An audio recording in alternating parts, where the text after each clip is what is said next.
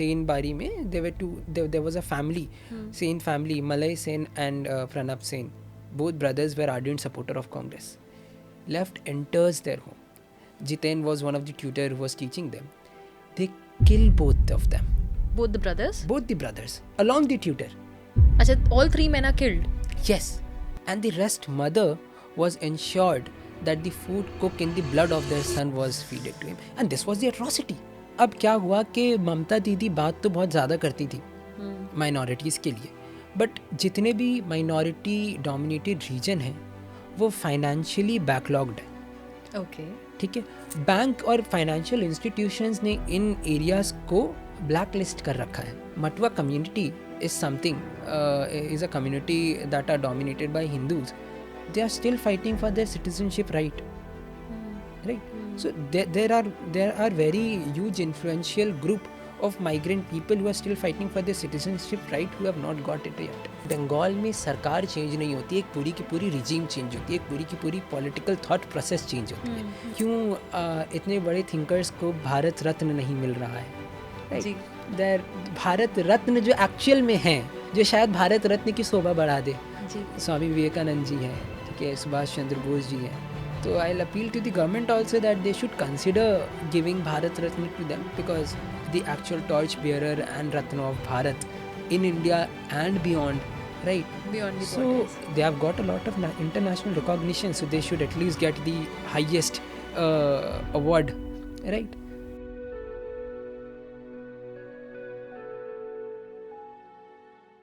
बंगाल को समझना इतना आसान नहीं है.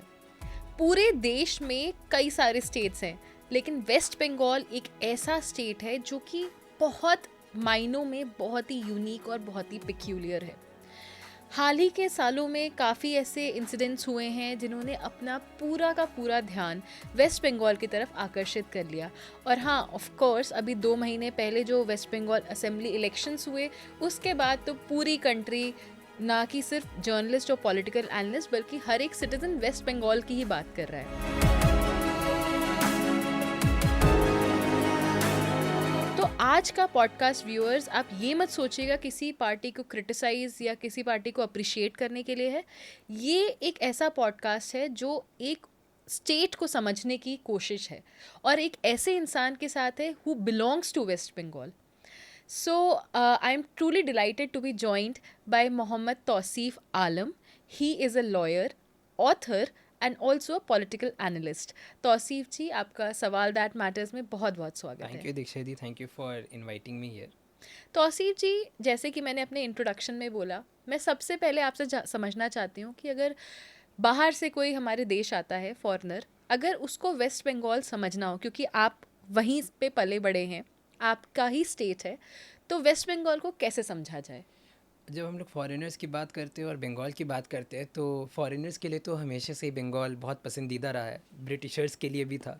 उन्होंने 4th विलियम से इंडिया में एंटर किया. हालांकि बहुत सारी अलग अलग जगहें थी, मगर 4th विलियम भी एक जगह था. तो ये कहते हैं कि if you want to understand the soul of India, you need to watch west Bengal. If you want to understand India's politics, you need to watch Bengal more closely. तो यही सिचुएशन है आज के टाइम पे. बट एनी हाउ, बंगाल को ज़्यादातर लोग उसके ट्रेडिशन से जोड़ते हैं. ज़्यादातर लोग उनके कल्चर और उनके जो नॉलेज सिस्टम है, हेरिटेज है, उसको देखते हैं. और कहीं ना कहीं ये भी मुझे लगता है कि बहुत सारे फॉरेनर्स अपनी बनाई हुई चीज़ को भी बंगाल में देखने आते हैं. एंड इनफैक्ट कहीं ना कहीं उनका भी बहुत बड़ा योगदान रहा है बंगाल की नॉलेज सिस्टम में. क्योंकि जब वेस्टर्न एजुकेशन सिस्टम को इम्पोज किया गया था इंडिया में, सबसे ज़्यादा फ़ायदा बंगाल के लोगों को हुआ था और ये उल्टा पड़ गया था ब्रिटिशर्स के लिए. तो बहुत सारे हमारे जो एजुकेशनलिस्ट थे, थिंकर्स थे, उन्होंने ज़्यादा पढ़ना चालू कर दिया, उनके पास नॉलेज का एक्सेस ज़्यादा आ गया. तो जो विद्वान की धरती थी बंगाल, वो और ज़्यादा विद्वान बन गई थी. तो ये आज बंगाल में है. आपने क्योंकि विद्वानों की बात करी, आपने पढ़ाई लिखाई की बात करी, तो हम कैसे रविंद्रनाथ टैगोर जी को नहीं भूल सकते. बंकिम चंद्र चैटर्जी, वो भी बंगाल से ही हैं. सुभाष चंद्र भी बंगाल से हैं. पर हम जब इतने आइडियोलॉजिकली स्ट्रॉन्ग लोगों को देखते हैं और आज हम जब वहाँ की पॉलिटिक्स को देखते हैं, आज क्या बहुत सालों से, तो दोनों चीज़ों में हमें एक डिफरेंस दिखता है कि वो आइडियोलॉजिकली भी बहुत स्ट्रांग है, पॉलिटिकल नॉलेज भी बहुत स्ट्रांग है, अवेयरनेस है, बट बहुत ही टेम्परामेंटल पॉलिटिक्स है। इतना ज़्यादा क्यों? तो ये वेस्ट बंगाल की पॉलिटिक्स को समझने से पहले हमें बंगाल की पॉलिटिक्स को समझना पड़ेगा जब वो वेस्ट बंगाल नहीं था। ठीक है, इंटायर जो बंगाल प्रोविंस था उस वक्त, उड़ीसा उसका पार्ट थी, झारखंड बिहार उसका पार्ट थी, हमारे असम भी बीच में उसका हिस्सा बनी बट फिर वो अलग हो गई, बांग्लादेश उसका हिस्सा था। तो बंगाल ने बहुत कुछ देखा है। 1905 का डिवीज़न देखा है, 1943 का फेमाइन देखा है। ठीक है, फिर अभी के वक्त में जब उसके बाद सरकार बनी, इंडिया का इंडिपेंडेंस हुआ, फिर उन्होंने वो पार्टीशन देखा है, फिर उन्होंने दोबारा पार्टीशन देखा है Indian liberation, Bangladesh liberation war के वक्त। तो इन सारी चीज़ों के दौरान बहुत सारे रेवोल्यूशन हुए। इनफैक्ट हमारे आज़ादी का जो रेवोल्यूशन का स्टार्टिंग पॉइंट है वो भी कहीं ना कहीं बंगाल से देखा जाता है। ठीक है, बैरकपुर एक जगह है जो बहुत ही ज़्यादा इम्पॉर्टेंट है हमारे आज़ादी के इतिहास में। इन सब के बाद क्या होता है कि लोगों के मन में हमेशा से ही रेवोल्यूशन थी। ठीक है, इतने बड़े बड़े थिंकर्स भी थे और ज़्यादातर जो थिंकर्स और फिलोसफिस्ट या जितने भी बड़े विद्वान बंगाल के रह चुके हैं, उन्होंने सिर्फ हिंदुस्तान में रह के अपनी पढ़ाई कंप्लीट नहीं की, वो बाहर भी गए। तो कई बार ऐसा भी हुआ है, मुश्किलें जो बंगाल को झेलनी पड़ी है वो बाहर की जो वेस्टर्न फिलिपियन नॉलेज है या वो नॉलेज सिस्टम जो बंगाल में आके इम्पोज करने की कोशिश की गई थी। सेम फैक्ट है आपके लेफ्टिज्म के साथ, द कम्युनिज्म जो हमारा थॉट प्रोसेस है उसके साथ भी, it does not belong to India and perhaps for that matter we say it's the communist party of India, not the Indian communist party, right? But when you will see the other political party name itself, because perception matters a lot, right? It's Bharatiya Janata party, it's the Janata Party of Bharat, right? It's Indian National Congress, it's the National Congress of India. That's not the case. Bharat की soul है। Correct. यो अब वो जितने भी राजनीतिक विचारधारा है वो भारत की संस्कृति से जुड़ी है। अब मैं आपको सही मायने में बताऊं तो भारत में मेरे हिसाब से कोई लेफ्ट कोई राइट नहीं है। ठीक है, भारत सिर्फ एक ही विचारधारा से चल सकता है जो राष्ट्रवाद की विचारधारा है। ठीक है, आपको अपनी देश को सबसे पहले रखना पड़ेगा, अपने जितने भी विचारधारा है, सोच है, ट्रेडिशन है, उसको अलग करना पड़ेगा। और मैं आपको यकीन से बता सकता हूँ जब आप राष्ट्रवाद की सोच को आगे लेके जाएंगे, आपकी ट्रेडिशन और कल्चर हमेशा आपसे जुड़ी रहेगी। क्योंकि भारत एक जस्ट वो बहुत स्ट्रॉन्ग फैक्ट है कि India is not just a political creation that is justified by man made loss. Bharat एक सांस्कृतिक देश है। ठीक है, उसकी संस्कृति से देखा जाता है, उसको कल्चर से देखा जाता है। सिर्फ एक पॉलिटिकल क्रिएशन नहीं थी जो सिर्फ एग्जिस्टेंस में आई है आज़ादी के बाद। तो ये एक और चीज़ थी। तो हमारे जितने भी फ्रीडम फाइटर्स थे, रेवोल्यूशनरीज थे, वो हमेशा से बहुत ही ज़्यादा उत्सुक रहे हैं लड़ने के लिए अपने अधिकारों के लिए। बट कहीं ना कहीं ये दूसरी तरफ ट्रांसलेट होते चला गया, लोगों ने इसे अपने कोर आइडियोलॉजी से जोड़ लिया। उन्हें ये लगने लगा कि एक ही आइडियोलॉजी है। जब कम्युनिज्म आया तो ये सुनने में बड़ा अच्छा लगता है कम्युनिज्म, बट प्रैक्टिकलिटी में इट इज़ अ मिथ।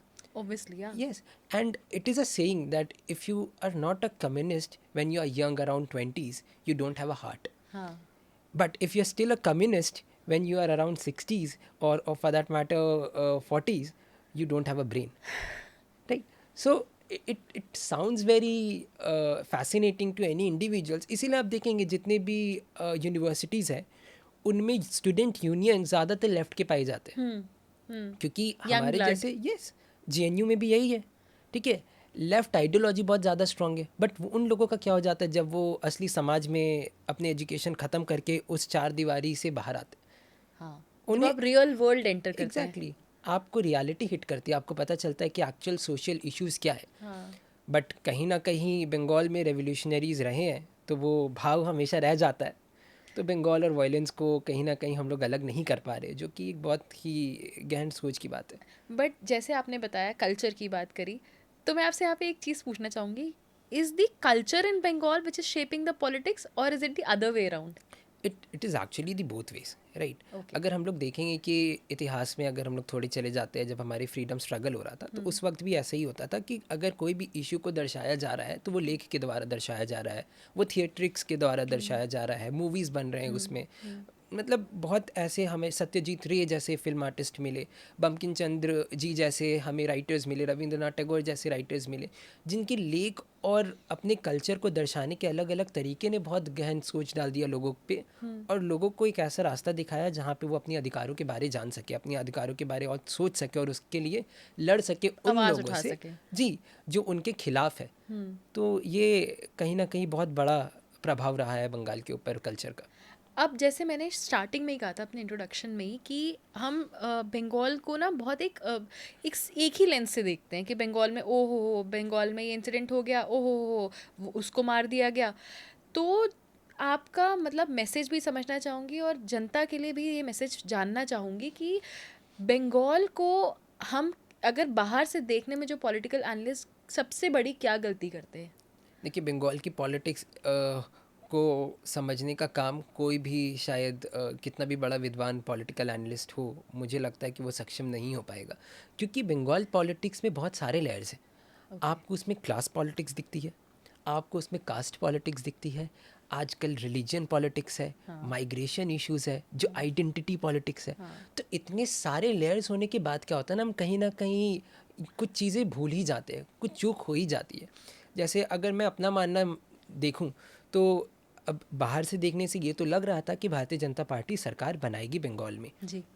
क्योंकि उनका कैडर प्रेजेंस बहुत ज़्यादा स्ट्रांग हो गया था। बहुत सारी चीज़ें जो हो रही थी सरकार में, गवर्नेंस इशू से हो जाए या पार्टी पॉलिटिक्स से हो जाए, वो बहुत ख़राब दिशा में चल रही थी। तो इससे क्या हुआ कि हमें लग तो रहा था कि पार्टी सरकार बदलेगी, मगर ये नहीं पता था कि इतनी बड़ी मेजॉरिटी से बदलेगी। जी। ये किसी को नहीं पता था। जी। तो ये भी एक ऐसा चीज़ है, और कई सारे इसके रीजंस भी रह चुके हैं। हाँ, आपने जैसे खुद ही कहा कि अभी हाल ही के हुए इलेक्शंस में आपको लग रहा था, आपने माइग्रेशन की बात करी और इन सारे इश्यूज़ पे मैं एक-एक करके आना चाहूँगी। बट इन पे आने से पहले मैं आपसे एक चीज़ और समझना चाहती हूँ, क्योंकि हम बंगाल की हिस्ट्री पे बात कर रहे थे, जी चैप्टर 1, चैप्टर 2 करके। जी तो सबसे पहले जब देश आज़ाद हुआ, कांग्रेस ने गवर्नमेंट बनाई जी वहाँ पे। फिर लेफ्ट आ गई, फिर टीएमसी काफ़ी लंबे समय तक रही और अब बीजेपी का दौर शुरू हो गया है। तो अगर आप एक-एक करके इन सबको समझाना चाहें कि इनके रीज़न ऑफ फेलियर क्या थे? करेक्ट। अब आप ये चीज़ देखेंगे, जब आपने कहा कि सरकार काफ़ी लंबे समय तक थी, अगर हम जो स्टैटिस्टिक्स की बात कर लें ना, तो हिंदुस्तान में करीब 15 प्रधानमंत्री आज तक रह चुके हैं। आसपास के स्टेट्स की बात करें तो उड़ीसा ने आज तक करीब 14 से 15 चीफ मिनिस्टर देख लिया है, महाराष्ट्र ने 20 देख लिया है, बट बंगाल ने जस्ट अभी अपने 9th चीफ मिनिस्टर को वेलकम किया है, श्री शुभेंदु अधिकारी जी को। तो ये दर्शाता है कि बंगाल में सरकार चेंज नहीं होती, एक पूरी की पूरी रिजीम चेंज होती है, एक पूरी की पूरी पॉलिटिकल थॉट प्रोसेस चेंज होती है, राइट। हालांकि मैं बहुत बड़ा एडमायरर हूँ डॉक्टर बिधान चंद्र रे जी का, which was the first chief minister of Bengal, जो कि सेकेंड प्रीमियर भी थे बंगाल के। पहले प्रीमियर कहते थे, फिर हमने उन्हें चीफ मिनिस्टर कहना चालू कर दिया। वो नेटिव भी होते थे तो भी उन्हें प्रीमियर कहते थे। इनफैक्ट विधान चंद्र जी भी सेकेंड प्रीमियर थे, फिर वो पहले मुख्यमंत्री बने।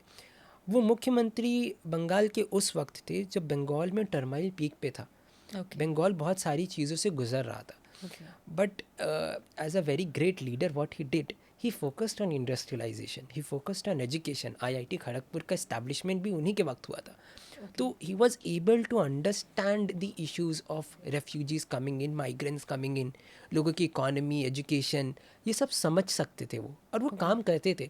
इनफैक्ट 1956 में बिधान चंद्र रे जी का सबसे बड़ा और बोल्ड मूव था वो प्रपोजल देने का, बिहार और बंगाल को मर्ज करने का। जी, ये बहुत लोगों को नहीं पता है, सो इस पार्ट को प्लीज़ आप ध्यान से सुनिएगा। ये हिस्ट्री का एक पीस आपके सामने तौसीफ जी लेकर आ रहे हैं। जी, तो 1956 के आसपास की बात है। बिधान चंद्र रे जी को लगा कि लैंड इश्यूज़ बहुत ज़्यादा और इतने सारे माइग्रेंट्स हैं, वो रहेंगे क्या। तो उन्होंने अपने intellectual thoughts as perfect leader, not perfect but very bright leader as he was, तो उन्होंने एक प्रपोज़ल दिया बिहार के मुख्यमंत्री को कि हम लोग दोनों इस स्टेट को मर्ज करके एक स्टेट बना देते हैं।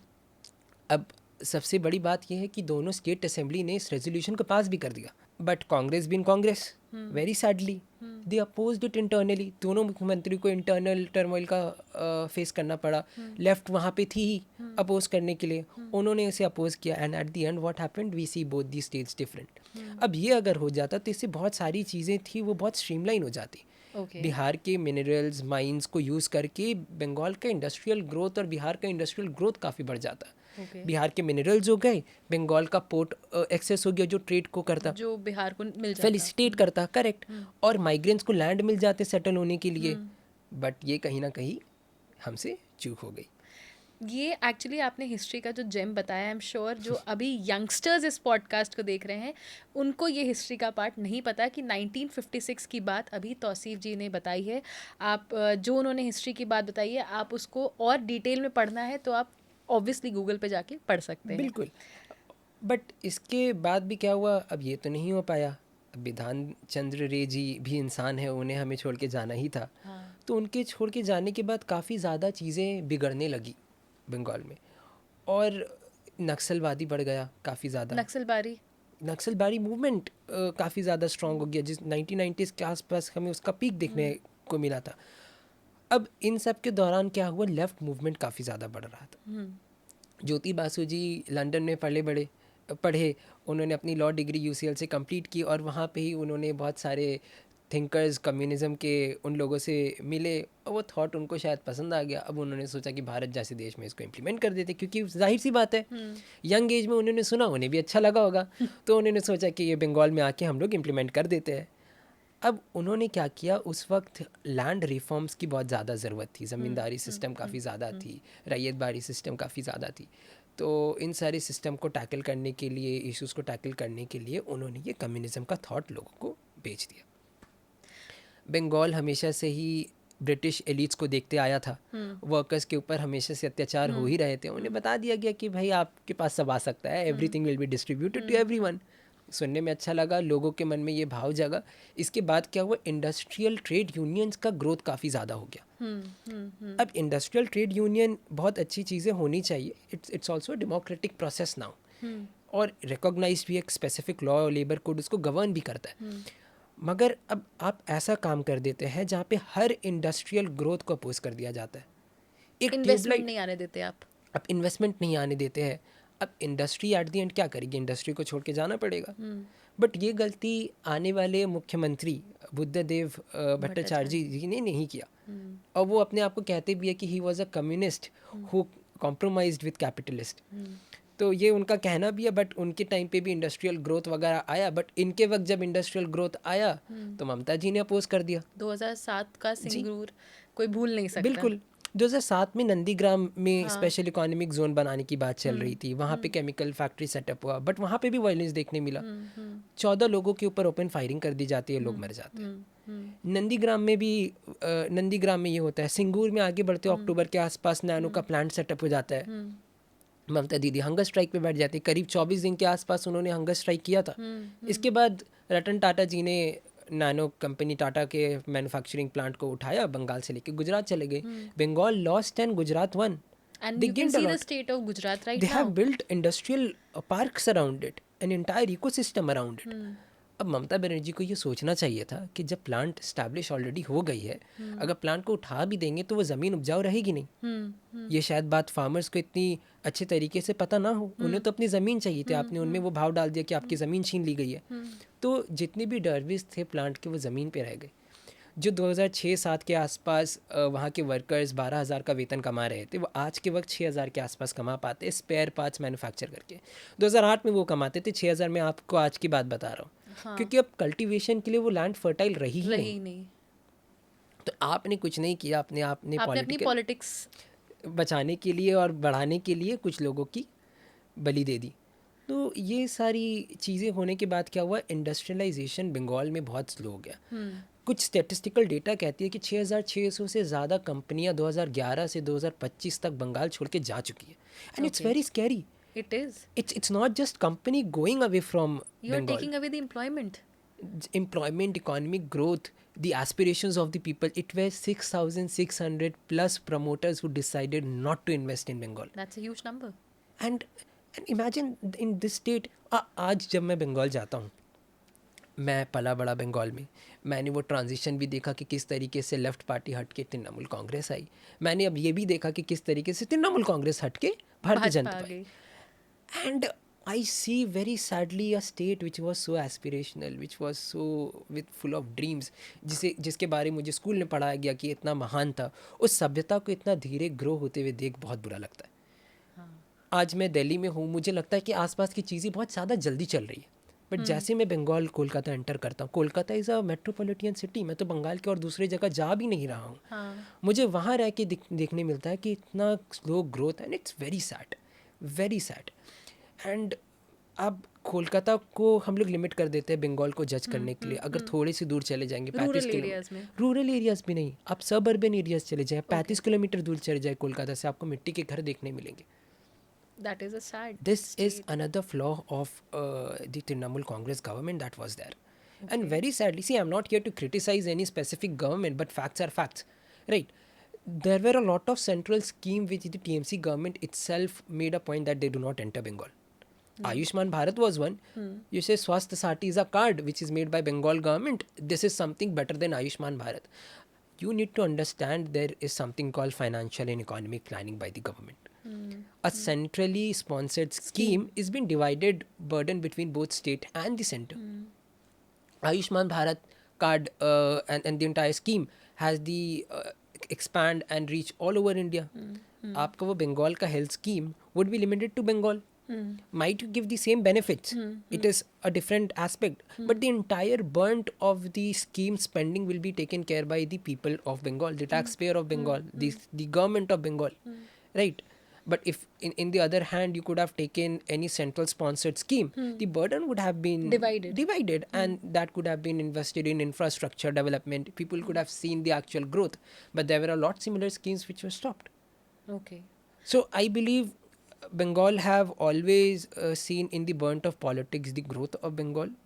That has stopped the growth of the state. That exactly. And when you talk about a state which is always known for education, literacy, the education is so in a bad state. You'll not believe the fees of the private educational institute there. It's difficult for family like us, Middle class. to afford it, right? And when we say middle class, by the grace of God, we have a lot of things to live life very peacefully than compared to other people living in Bengal. Migrants of Bengal. There are people who are fighting for their citizenship right. Yes, I'll come to that. I'll Right. come to that. But even in that sense, it's very difficult for us to afford that education. Then how come we'll say that the culture and literacy of Bengal was great? Because we are not able to portray it. Bengali cinema is nowhere now. The theatre is nowhere now. Internationally, it has been recognized. But in India, it's nowhere. But I actually want to ask you, मैं आपसे यहाँ पे ये सवाल पूछना चाहती हूँ क्योंकि बंगाल में बहुत कमियाँ थी, हमने ट्रांजिशन भी देख लिया, पर इतने सालों तक टीएमसी कैसे रही सरकार में? कैसे उसको पहले कोई और लोगों, क्योंकि लोगों का मैंडेट वही मैंडेट है जब जो आज भाजपा को लेकर आया है, बिल्कुल. इतने साल तक टीएमसी कैसे रूल कर पाई? अब मैं आपको एक बात बताता हूँ, ये भी बहुत सारे लोग कहते हैं कि TMC is the unlikely creation of Congress and CPIM. ठीक है, वो बीच में गैप आ गया था जहाँ पे टीएमसी फिट बैठी थी. अगर हम लोग लेफ्ट की टेन्योर में देखें तो वायलेंस बहुत ज़्यादा था. ठीक है, पार्टी कैडर उनकी बहुत ज़्यादा स्ट्रांग थी. इससे क्या होता था कि बहुत सारे परसेप्शंस एंड उन्होंने वो स्टैब्लिश कर दिया था. अब देखिए, ये चीज़ हमें जानने की ज़रूरत है कि सरकार और पार्टी अलग होती है. ठीक है, सरकार इलेक्ट होती है, पार्टी के रिप्रेजेंटेटिव रहते हैं, मगर पार्टी और सरकार हमेशा अलग रहती है. बट ये सीपीआईएम के साथ नहीं था. ओके. पार्टी के office bearers, top office bearers ही जाके सरकार में बैठते थे. अच्छा. That is not the case with any other party. Okay. This is another flaw of regional party that will come forward, right? This is another reason why regional party fall. And 34 years का tenure रहा है CPIM का बंगाल में, and it is said it's the मतलब longest tenure any communist government is been there into control through a democratic elected process. That talks volume about the thought process of communism. The other countries or state, it is present only through dictatorship. Because through democratically elected process, you can only sustain yourself not more than 34 We are years. not naming the state, but yeah. Anyhow, no, in India there is no more communism now. हाँ. In India, we are gratefully free from that thought. Right. Thanks to this election. Thanks to this, I mean, the mandate of the people. It has Yes. been said we should not bow down into the people in power, but into the power of the people. So that's their mandate is always there. Now, what happened? So even in regards to Jyoti Basu itself, he was made hero by the Congress itself. So there was no other individual who made him the hero. The West Bengal Security Act of 1948 was something that gave Jyoti Basu a very long leap into his politics. He was arrested and he was sent behind the irrespective of the fact that the law was very draconian in nature. There were a lot of laws. I mean, it was very authoritarian for that matter. Legally, the arrest of Jyoti Basu was not correct. Okay. Right, it was against personal liberty, but the left media that time and other journalists, what they framed it as the issue of personal liberty, as it was. But they forgot the aspect that Jyoti Basu was a dangerous thinker of communism that was harmful for the economy of the country. He was the seed, basically. Yes, one off. One off. Right. Yes. And they are so strong and stringent into their thought process that their own political leaders have a lot of clashes. Right. And for that matter, he was not. He had an opportunity to be the prime minister of the country at the time when Deve Gowda ji was considered. Right. He was one who was given the first opportunity, but the Politburo, the highest political decision-making authority of the Communist Party, denied that going into coalition will dilute thought. Process. They need to think and introspect very, very carefully that what they are for. Are they for to protect their own ideology or to run the country and for the welfare of the people? And when we say that the growth of TMC was built on the dead bodies of a lot. And so in 1970s, there was a Sain Bari killing. Okay. So at that point of time, TMC was not into existence. Congress was there. Mamta Didi was with Congress. She was growing. She was growing. She was a youth leader at that point of time. And Congress supporters, Sain Bari mein, there were two. There was a family, Sain family, Malay Sain and Pranab Sain. Both brothers were ardent supporter of Congress. Left enters their home. Jiten was one of the tutor who was teaching them. They kill both of them. Both the brothers? Both the brothers, along the tutor. Achha, all three men are killed. Yes. And the rest mother was ensured that the food cooked in the blood of their son was fed to him. And this was the atrocity.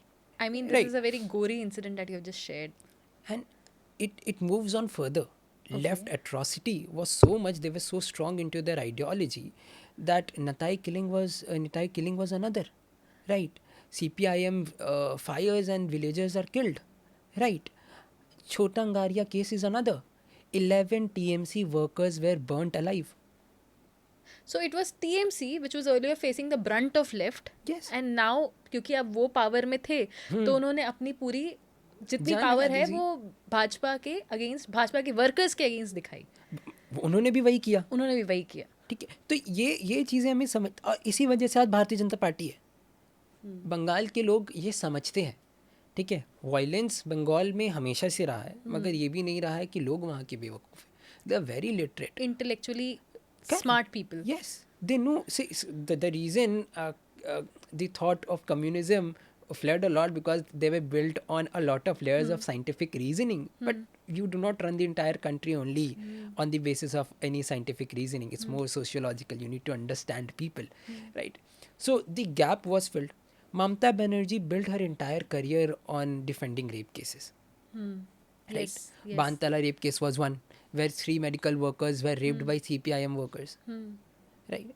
And then followed by another rape case in 1993. A dumb and deaf, sadly, very bright young girl was raped allegedly by CPIM worker, and then was proved that at that point of time Jyoti Basu was like, it happens in a state, these incidents happened. That's another point which I would like to come back to. Like, if male politicians speak like this, I don't know where are we heading to as a country. That's what we believed. And that is what we love to believe because of the fact at least women have sensitivity for women. But that did not happen in the present time. Mamta Banerjee standing on the same pedestrian. Yeah, right. Because there are a number of cases, a number of sexual assault cases, molestation cases. Nobody can forget Sandesh Khali. Yes. RG Kar is another example. Yes. Law College, another example. So I'll come to that, but yeah. No, we are going to that only. So she built her career on the, defending the rape cases. She was, her hair was dragged. She was thrown out, right? She was not allowed into the writers' building. Nobody heard her. she decided, she fought, she won. But what happened? You just now spoke about the law college incident. Sandesh Kali, Shahjahan Sheikh was one of the leader. He had his own armed rebellion. Nobody talked about it. Exactly. Rape cases, atrocity, violence, corruption. Nobody spoke. State law enforcement authority did nothing until and unless in 2004 around central enforcement agencies entered. But again, Arjikar happened. Now Mamata Banerjee is the one who says that, you know, girls should not go out at night. I mean, it's a very sad state of, you know, I mean, see, nobody has the right to say something like this. Yes. But we, been brought up into a patriarchal society, we would love to any day believe that, you know, Women should not go out women- after 9. these things may come out from it. It's expected that he's a man, he might say something like this. But a girl saying something like this, a leader of the state saying something like this is very scary. In fact, you know, since we are talking about the rape cases and the assault against women, sexual assault, RG Kar, the law college case, संदेश खाली, क्या ये सारे जो cases हुए and जब chief minister, जब दीदी ही ऐसा स्टेटमेंट दे रही हैं, आपको लगता है कि women ideology, the voters, women voters of Bengal, not just the urban, the rural, the suburbs also, इनकी आइडियोलॉजी कंसोलिडेट होके did it go against Mamata? Exactly. Why would, see, major vote bank for the BJP this time was women itself. They imagine, as even for that matter, I'm the brother of two sisters. When I'll love to be in a state where my sisters are not protected, right? Obviously. So that was around. Even people like me would not vote for TMC when the workers and The families would not vote for TMC if their daughters are not safe. and the supremo of the party is saying something like this. It's not any other random worker working into any district or any booth who have said something we would have ignored. But the party supremo, who is the chief minister of the country, who is having the entire control of law and order, being the home minister himself, herself, she said that, and it's very sad. And the kind of action that was taken against the accused is also questionable. I mean, you did not went on to the protest when the Kolkata police said that it's an alleged suicide. But as soon as it was given to the Central Law Enforcement Agency, you're out and you're protesting that, you know, it's not fair, it's But not then she impartial. called it a political vendetta. She herself called the death penalty. She asked for the death penalty given to the accused. And I would also now like to come to the migrants issue, because you also mentioned कि जब state में शुरुआत हुई 47 के बाद, जब देश आज़ाद हुआ था, उसके बाद ही माइग्रेंट्स का इन्फ्लो शुरू हो गया था, क्योंकि बंगाल बॉर्डर शेयर करता है, जो पहले erstwhile east Pakistan, now Bangladesh. 47 से आज हम 2026 में बैठे हैं. 2025 में इलेक्शन कमीशन ने स्पेशल इंटेंसिव रिव्यू किया सर, जिसके अगेंस्ट में वेस्ट बंगाल गवर्नमेंट बहुत स्ट्रांगली थी. दे डिडंट वांट कि लोगों को, मतलब स्पेशल इंटेंसिव रिव्यू उनके स्टेट में हो रहा है. She called it a central political vendetta. और उसके बाद 90 लाख वोटर्स का नाम हटाया गया इतने सालों के बीच में. एंड बिकॉज सिक्योरिटी बॉर्डर्स पे is a central issue, it's not a state subject. ये भी ममता बनर्जी ने कई बार बोला है कि बॉर्डर पे तो BSF है, जो होम मिनिस्ट्री के अंडर आती है. इतने सालों तक बहुत सारी गवर्नमेंट्स चेंज हुई हैं, किसी का ध्यान क्यों नहीं गया वहाँ पे? जब हमारा ध्यान कश्मीर पे जाता है, हमारा ध्यान नॉर्थ ईस्ट पे जाता है, तो हमारा ध्यान बंगाल पे क्यों नहीं गया? नहीं, देखिए, ऐसा नहीं था कि बंगाल पे कभी इस चीज़ों पे ध्यान गया ही नहीं था. In fact Mamata Banerjee was one of the person जिन्होंने एडवोकेट किया था कि voter ID cards digitalise form में होने चाहिए, वोटर ID कार्ड होने चाहिए, ताकि डुप्लीकेशन ऑफ वोट ना हो. ठीक है. और वो एक मुद्दा ये भी बनाती थी इसी चीज़ को कि लेफ्ट इसी वजह से जीत रही है. She was one of the person who was standing for the sanctity of the erectile process. Now, there was a recent research article published by few professors of IIM जिन्होंने electoral audit की बात की थी. There is a very need for electoral audit, and उन्होंने उसमें 1 करोड़ के आसपास का नंबर बताया था कि there are a lot of people who are either dead and there is a very extensive need for the revision, क्योंकि 2002 में स्पेशल रिविजन हुआ था, अब हो रहा है. हालांकि ये कहा जा सकता है कि जो टाइमलाइन था SIR का उसको कंट्रोवर्शियल बना देता है, but the process in regards to legality and constitutionally was correct and is correct. That is been held by the honourable supreme court also. But leader been leader, you have to oppose every other thing. right? If you are into the opposition, anything that is done by the ruling party, you'll be in a Opposing it. position that you'll oppose it. And that's what happened with Mamta Banerjee herself, right? So it is also her government, few of her government, that has put question on the sanctity of the EVM. Yes, you're right. But there are a lot of top leadership who say that this is something not very wise to put a question on, right? That has always been the case. जो party हारती है EVM को question करती है. कर देती है. आपको mandate भी उसी से मिलते आया है. हाँ. तो this is something, and migrant issue is another issue for which Mamta Banerjee lost. Matwa community is something, is a community that are dominated by Hindus. They are still fighting for their citizenship right. Right. So there are very huge influential group of migrant people who are still fighting for their citizenship right, who have not got it yet. Okay.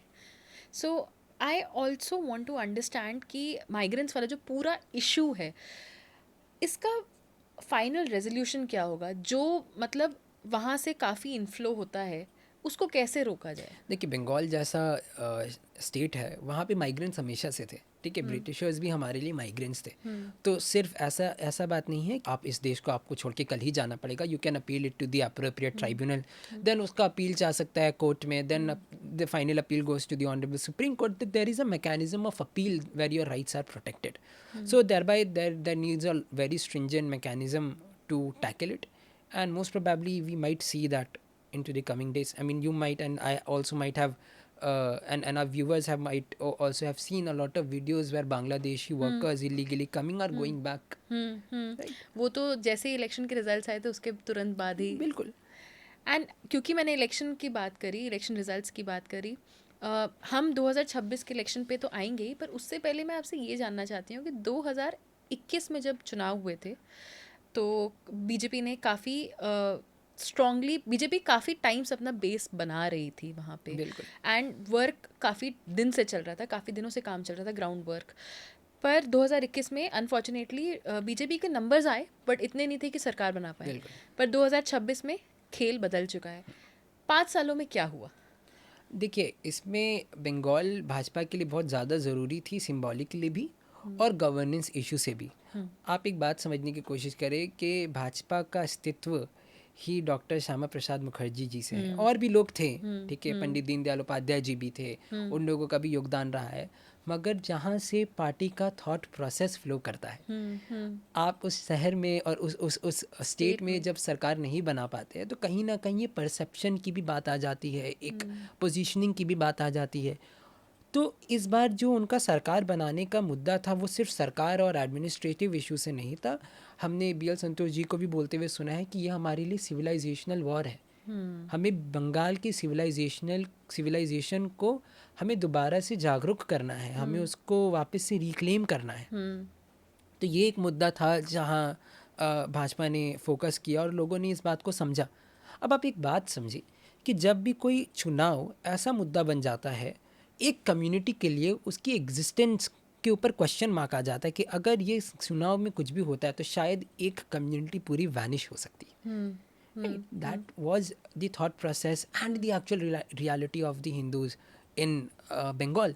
क्योंकि TMC एक crack कर चुकी थी एक formula of appeasement politics, और वो उस पर चलती चली गई. राइट. इससे उन्होंने सरकार तो बना ली एक लंबे समय तक, बट सरकार बना के टिके नहीं रह पाए, उनको जाना पड़ा, क्योंकि लोगों ने ये बात समझ लिया था कि हमारी एग्जिस्टेंस पे ही क्वेश्चन मार्क है. तो इन सारे इश्यूज़ के बाद हमें डाउनफॉल देखने मिली. लॉ एंड ऑर्डर इश्यूज़ थे ही, अब सिविलाइजेशनल करे. अब लोग समझ रहे हैं ना कि हमारी सभ्यता कितनी ज़्यादा महान थी. अब हमें हमारी लिटरेचर को लोगों तक पहुंचाना है, हमारे कल्चर को लोगों तक पहुंचाना है, हमारे थॉट प्रोसेस को लोगों तक पहुंचाना है.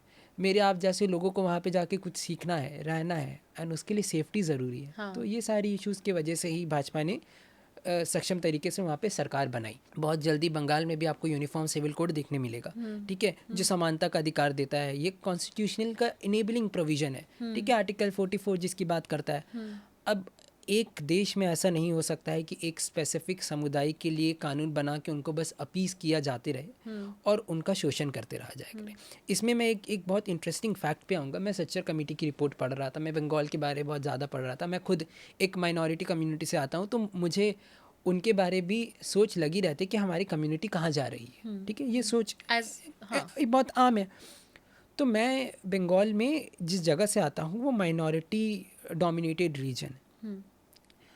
तो अब क्या हुआ कि ममता दीदी बात तो बहुत ज़्यादा करती थी माइनॉरिटीज़ के लिए, बट जितने भी माइनॉरिटी डोमिनेटेड रीजन हैं वो फाइनेंशियली बैकलॉग्ड है। ओके, ठीक है, बैंक और फाइनेंशियल इंस्टीट्यूशंस ने इन एरियाज़ को ब्लैक लिस्ट कर रखा है। ओके, इससे क्या होता है कि अगर आप उस पिन कोड से हैं, there are several pin codes, अब उस पिन कोड से हैं जहाँ पे माइनॉरिटी डोमिनेटेड है, वहाँ पे आपका लोन पास ही नहीं होता है। इससे क्या हुआ कि आपने लोगों को इकोनॉमिकली आउटराइटली एक्सक्लूड कर दिया। पीछे रहने के बाद भी इंसान इंक्लूड रह सकता है, बट आपने उन्हें एक्सक्लूड ही कर दिया। अब देखिए ये लूप किस तरीके से काम करता है कि आपके पास पैसे नहीं है, तो अगर आप लोन लेंगे तो आप रीपे नहीं कर पाएंगे, जिस प्रमाइस पे और रैशनल पे बैंक ने उन्हें ब्लैक लिस्ट कर दिया। अब क्या हुआ कि आपको पैसे के लिए भी पैसे चाहिए, आप शायद कोई कारोबार करेंगे, अपने बच्चों को पढ़ाएंगे, उसके लिए तो आपको लोन चाहिए, आपको लोन बैंक देगा नहीं, ऑन दी प्रिटेक्स्ट कि आपने लोन भरा नहीं। बाकी लोगों ने शायद उस जगह से लोन भरा नहीं क्योंकि उनकी भी अर्थव्यवस्था वैसी ही है, आर्थिक स्थिति वैसी ही है। तो इस वजह से क्या हुआ, मुसलमान वहाँ के और माइनॉरिटी कम्युनिटीज़ ओवरऑल वो इकोनॉमिकली पीछे रह गई। इकोनॉमिकली पीछे रहने के बाद क्या हुआ कि वो धीरे धीरे धीरे धीरे एडमिनिस्ट्रेशन से, एजुकेशन से, बाकी चीज़ों से दूर रहते चले गए। तो ये एक बहुत सच्चर कमेटी की रिपोर्ट ये कहती है कि out of 100 1.2 male Muslim goes to higher education and around 0.8 female goes to higher education. And these are the statistics, these are the independent, these are documented facts. Exactly. And and then you talk about the right of minorities. I'm so sorry to say, just by talking, administration and government do not sustain. And this is perhaps another reason that Muslims also voted very strongly for the Bharatiya Janata Party. आगे बढ़ते हुए मैं आपसे ये चीज़ समझना चाहूँगी कि क्योंकि अब जब से वेस्ट बंगाल में टीएमसी की हार हुई है, टीएमसी एक तरीके से हमें टूटते हुए दिख रही है वो पार्टी, आपको क्या लगता है कि टीएमसी का फ्यूचर क्या होने वाला है? अब देखिए, टीएमसी ऐसी पार्टी थी जिनका स्थापना ही बहुत टूटे हुए सोचों से हुआ था, ठीक है, कुछ कांग्रेस के विरोध से हो गया, कुछ लेफ्ट के विरोध से हो गया। अब इसके बाद उन्होंने सरकार बना दी। तो रीजनल पार्टी में एक और फ्लॉ होता है कि वो जो पार्टी का स्थापना करता है वो सुप्रीमो का दर्जा पा लेता है, ठीक है, और लोग उस पर बहुत ज़्यादा डिपेंडेंट हो जाते हैं। सेम फॉल हमें बीजेडी जब हारी तो वहाँ पे भी उड़ीसा में भी देखने मिला, और ये सारे पार्टीज़ के साथ ऐसा ही पैटर्न फॉलो होते जा रहा है और शायद चलता रहेगा जब तक ये सिस्टम ख़त्म ना हो। तो अब क्या हुआ कि पार्टी हार गई। अब बात आई कि ममता बनर्जी हेल्थ वाइज भी और जिस तरीके से वो गवर्नेंस को समझती थी, सोचती थी अपने यंग टाइम पे, वो उस तरीके से शायद नहीं सोच पा रही थी जैसे हमें हाल ही में देखने को मिला है। ऐसी बात नहीं कि ममता बनर्जी एक सक्षम लीडर कभी नहीं थी। Is a her self made lady and I have a very great respect for her, for that matter. She actually stood for actual issues when it was necessary at her early days. But उनमें एक दिक्कत ये भी थी कि वो decision बहुत जल्दी ले लेती थी। ओके, प्रॉम्प्ट डिसीजन लेती थी। अब उनके वो पर्सनल डिसीजन भी कहीं ना कहीं लोगों को और गवर्नेंस मॉडल को इफेक्ट करते थे। उन्होंने कितने बार कैबिनेट पद छोड़ा है बिना सोचे समझे, ब्रिगेडियर ग्राउंड पे खड़े रह के बोल दिया कि आज मैं मंत्री नहीं हूँ। Basically spurt of the moment. Exactly, आपने ये सोचा आपने कर दिया, आपने सोचा आपने कर दिया। तो इससे क्या होता है कि लोगों के लिए कई बार होता है कि जब आप डेलिब्रेट नहीं करते हो, डाउन दी लाइन डिसेंट्रलाइज नहीं करते हो किसी भी थॉट प्रोसेस को, तो डिसीजन कहीं ना कहीं हर बार सही नहीं होता है। तो ये चीज़ ममता बनर्जी जी के साथ भी हुआ, टीएमसी के साथ भी हुआ, जिसके बाद हमें बहुत सारी ऐसी चीज़ें देखने मिली जो आज हमारे लिए बहुत शर्मनाक सामने आती है। तो अब नेक्स्ट पार्टी लीडरशिप में कौन थे? अभिषेक बनर्जी। अब आप मुझे एक बात बताएं, अगर तौसीफ को बंगाल के पॉलिटिक्स में आगे जाना है और वो चाहता है कि वो टीएमसी से आगे जाए, क्या वो आगे जा पाएगा? अब इस आज के दौर में तो नहीं, क्योंकि मुझे पता है ना कि वो शायद किसी के रिश्तेदार हैं, वो आगे उस गद्दी में जाएंगे, क्योंकि ये तो राजशाही चल रही है, डेमोक्रेसी तो है ही नहीं। Same goes with today Congress, and in fact I am very happy, I have read somewhere that Congress is thinking to reshuffle its top party leadership. I don't know how much it is correct, but they please do it because this is very necessary for them. क्योंकि हमारे जैसे young जो लोग हैं जो politics में आना चाहते हैं, उनके मन में तो यही है, I don't have any political background, family background, I choose the party who empowers that, जो एक कैलिबर को एम्पावर करे। करेक्ट। नवीन पटनायक जी के साथ भी यही था। बीजू पटनायक जी उनके पिताजी थे, उसके बाद नवीन पटनायक जी ने वो कारभार संभाला, हालांकि उन्होंने काम बहुत अच्छा किया उड़ीसा में, बट हकीकत तो यही है कि मेरे और आपके जैसा व्यक्ति उस वक्त अगर बीजेडी में होता वो मुख्यमंत्री तो नहीं बन पाता, टॉप लाइन तक नहीं जा पाता। सदर्न स्टेट्स में भी यही फ्रैक्शन और पैटर्न देखने मिला, वाईएसआरसीपी के साथ भी है, जगन मोहन रेड्डी जी के साथ भी यही है। These are the people in regional party. क्या होता है कि फैमिली लीने चले आती है, समाजवादी पार्टी आप उठा के देख लीजिए, आप आरजेडी देख लीजिए, नीतीश कुमार जी के बेटे आज हैं, ठीक है। सो ये पैटर्न हमें समझना पड़ेगा। रीजनल पार्टी में आपने किसी को सुप्रीमो बना दिया है, ठीक है, आपका एक लीडरशिप नहीं है, आपका एक डिक्टेटरशिप है, राइट। आप उन्हें हटा नहीं रहे हो, आप उनकी बात सुनते जा रहे हो, बट जब ऐसा व्यक्ति जो कभी ग्राउंड से जुड़ा नहीं था, उसे आगे आने वाली लीडरशिप का भार और प्रभार लोगों को लगने लगे मिलने वाला है, तो ये उनके लिए भी सोच की बात होती है। एंड एक्चुअली उस लीडर के लिए भी प्रॉब्लम होती है, बिकॉज अगर आपका ग्राउंड से कनेक्ट नहीं है तो आपको लोगों का वो बैकअप या सपोर्ट नहीं मिलेगा। बिल्कुल। और तृणमूल कांग्रेस जैसी पार्टी में बहुत बड़े बड़े लीडर्स हैं, ठीक है, बहुत एक्चुअली एबल लीडर्स हैं। Kalyan Banerjee is one, I am taking the name, I admire him a lot, right. He might sound funny when he speaks into the parliament, but what he speaks sometimes speaks volume, right? In fact, he is a designated senior advocate before the Supreme Court, right? He understands law. So these are the people who are torch bearer within the party and are discarded. You're not respecting their caliber, basically. There are much more strong leadership that exist in TMC that are ignored. And why you think then people would stay? True, Right. very true. They are there to serve the people at the end of the day, right? There are parties who stick to their ideology and say that welfare of the people is secondary to them. But ऐसा सरकार तो नहीं चल सकती, देश तो बिल्कुल ही नहीं चलता। आप सरकार चला सकते हो, देश बहुत बड़ी चीज़ होती है। तो ये सारी चीज़ों की वजह से क्या हुआ कि टीएमसी बटना चालू हो गई, और शायद इसी वजह से जो हमारा 4th पैराग्राफ है 10th शेड्यूल का, the anti defection law, I was about to come to that. Yeah. इसीलिए वो ये मैंडेट देता है। अब आप ये चीज़ समझने की कोशिश करें, जो लोग चुनते हैं ना, जो मैंडेट देते हैं वो एक व्यक्ति को देते हैं, पार्टी को सेकेंडरी देते हैं। मैं आपको यहाँ पे रोकना चाहूँगी, मैं आपसे चाहूँगी कि आप प्लीज़ व्यूअर्स को एक्सप्लेन करें कि एंटी डिफेक्शन लॉ है क्या, and then we'll go about. So anti defection law is generally a set of rules within the Constitution of India that restricts any politician to switch party in order to make stability within the democracy. But however, it also allows the merger of any political party with another political party with 2/3 of the majority as empowered by the 4th paragraph of 10th schedule. So to ensure that when there is a necessity to switch the party and merge for the national growth and the priorities that are aligned to nation, that is been done. So I was कि जब हमें देखने को मिलता है कि जो people mandate देते हैं वो एक पर्टिकुलर व्यक्ति को देते हैं, वो पॉलिटिकल पार्टी को नहीं देते, तो सिमिलर फैशन में ये हमारा 10th शेड्यूल बना था। अब ये रोकता इस वजह से है क्योंकि ऐसा हो सकता है कि ये शायद टीएमसी भी कर सकती है, कांग्रेस भी कर सकती है, बीजेपी भी कर सकती है, कि वो लीडर्स को ट्रेड कर दिया उन्होंने लीडर्स का, ठीक है, कुछ 1-2 सीट से बात हट रही है, उन्होंने डिफेक्ट करके लाके सरकार बना ली। तो इस चीज़ को, स्टेबिलिटी को मेंटेन करने के लिए एंटी डिफेक्शन लॉ लाया गया। बट कई बार ऐसा होता है कि पार्टी खुद के मॉरल ग्राउंड से हट जाती है। अब ऐसा हो सकता है कि कुछ लीडर्स का ही मानना है कि सरकार और पार्टी सही जगह नहीं है, सही दिशा नहीं चल रही है, तो क्या उनका ये अधिकार नहीं है कि वो दूसरी पार्टी में जा सके? या इसका मतलब ये नहीं हो सकता है कि वो अपने लोगों की दी गई मैंडेट को ही ठुकरा दे? तो शायद ये कहीं ना कहीं उसकी बेइज्जती हो जाएगी। तो इसी वजह से उन्होंने मर्जर का जो प्रयास था सक्षम तरीके से किया, national citizenship party of India में वो मर्ज हुए। ये शायद एक और अच्छी चीज़ है कि कोई एक रीजनल छोटी पार्टी के पास इतने बड़े लीडर जब जाते तो उसका भी ग्रोथ आगे दिखता है हमें। तो हो सकता है कि आगे चल के एक ये नेशनल पार्टी की तरह हमें देखने मिले।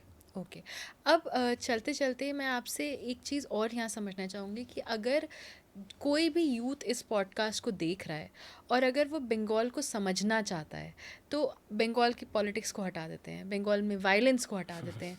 अगर वो बंगाल को समझना चाहता है आपके नज़रिए से, तो उसको कैसे समझना चाहिए? देखिए, बंगाल ऐसा स्टेट है जिसकी हर गली एक इतिहास अपने साथ लिए चलती है। तो अगर आप उस गली में चलते हैं तो आपको ऐसा महसूस होता है कि आप इतिहास के थ्रू नेविगेट करते हुए जा रहे हैं। बहुत सारी ऐसी चीज़ें हमें महसूस होने को मिलती है जो हमें ऐसा भाव दिलाती है कि हमारा भारत सच में महान था, और इसी वजह से जितने भी इन्वेडर्स थे उनका ध्यान हमारे तरफ आकर्षित होता है। हम ऐसी धरती में हैं जो बहुत ही ज़्यादा महान होने के साथ साथ विद्वान भी थी। तो ये आभास आपको होता है कहीं ना कहीं। आप आज भी देखेंगे जब बंगाल की सड़कों पे जाएंगे, नुक्कड़ नाटक है, थिएटर्स है, वो आज भी बहुत ज़्यादा स्ट्रॉन्ग तरीके से अपने थॉट्स को पोर्ट्रे करते हैं। ठीक है, लिटरेचर बहुत ज़्यादा लोग प्रिजर्व करते हैं। आपको दिखेंगे कि लोग पढ़ने के बड़े शौकीन हैं, तो लोग पढ़ते हैं, सिर्फ पढ़ते नहीं हैं, अपने नॉलेज को और लोगों से शेयर करते हैं। तो ये सारी चीज़ें आपको देखने मिलेगी। तो आपको कहीं ना कहीं आभास होगा कि ये सभ्यता को बचाना बहुत ज़्यादा महत्वपूर्ण है। ठीक है, और आपको गर्व होगा कि आप इस देश के हिस्से, आप इस देश का हिस्सा है जिसका हिस्सा बंगाल है। कोई ऐसी चीज़, क्योंकि आपने कहा कि सभ्यता को बचाना बहुत महत्वपूर्ण है, इम्पॉर्टेंट है, काफ़ी बड़े मतलब विद्वान लोग बंगाल से हैं, तो आपको कोई ऐसा बंगाल का होने के बाद आपको कोई ऐसा मलाल होता है कि हमारे स्टेट को ट्रू रिस्पेक्ट या रिप्रेजेंटेशन नहीं मिला? देखिए, रिस्पेक्ट तो हमारे पास है, रिस्पेक्ट हमसे कोई छीन भी नहीं सकता है। रही बात this is the Bengali pride. Correct, and I'll carry till my last breath, and in fact my grave would carry that also, because I love to be buried into the ground of Bengal itself. But जहाँ तक बात रहती है representation की, मैं कल भी ये सोच रहा था और मैंने आपसे ये डिस्कस भी किया था कि क्यों इतने बड़े थिंकर्स को भारत रत्न नहीं मिल रहा है। जी। देर भारत रत्न जो एक्चुअल में हैं, ठीक है, जो शायद भारत रत्न की शोभा बढ़ा दे, जी। स्वामी विवेकानंद जी हैं, ठीक है, सुभाष चंद्र बोस जी हैं। तो I appeal to the government also that they should consider giving Bharat Ratna to them, because they have been the actual torch bearer and ratna of Bharat in India and beyond, right? Beyond the So borders. they have got a lot of international recognition, so they should at least get the highest award, right? So also there is no restriction that these many awards should be awarded. Government can do justice. They could periodically in a systematic manner may award a set of people Bharat Ratna who are no more with us, but their thoughts, their Legacy legacy continues. because that will allow the youth to read about them, right? When I'll see when my children and my friends today would see that Swami Vivekananda ji is being awarded Bharat Ratna, I'll read more. Thanks to Vidyarthi Parishad, his legacy has been carried, his thought process, Swamiji's thought process has been carried by the Vidyarthi Parishad. But yet again, there are a lot of efforts to be made to ensure Nazrul ji's poems are there, his thoughts are there. We need to revive it at least. And but yet again, there are a lot of sadness that still surrounds because of the debt and brunt Bengal faced. And I'll reiterate that there are three specific debt that Bengal has today. The fiscal debt of rupees 7.5 around lakh crores that is been left by the successive government. More than 75 years of fight of the minority Hindu communities who are still fighting for their citizenship right. And the third debt is to the civilization that gave India, its greater poets, its greater thoughts, and have seen itself to fall from one to now very, very low. I'll not say nothing, but Very these low. are the debt we need to pay off. I hope this podcast reaches the right people sitting in the government, and जो आपने कहा है वो thought उनको भी tinker करे. I just hope so. And Tauseef ji, आपके साथ जो मेरी आज कॉन्वर्सेशन रही है, it has been very enlightening, very fun conversation, I would say, I would name it like that. I truly enjoyed speaking to you. और आपने जिस तरह से बंगाल को डिस्क्राइब किया, मैं एक्चुअली कोलकाता की गलियाँ इमेजिन कर रही हूँ. So thank you so much for taking out your time and speaking to me and being here on Sawaal that matters. Definitely, and I'll request our viewers to visit Kolkata to travel on that yellow taxi and trams that exist and see what our heritage And carries. also to eat that sweet Yeah, Rasgulla is there. I rasgulla. mean, there are a lot of dispute between Odisha and government very smartly gave GI tag to both. But yes, there are ours and that exist. A lot of good food, a lot of good places to visit, a lot of good people to talk to. So it's fun. Thank you so much, Tausif ji, for your time Yeah, today. thank you so much. Thank you.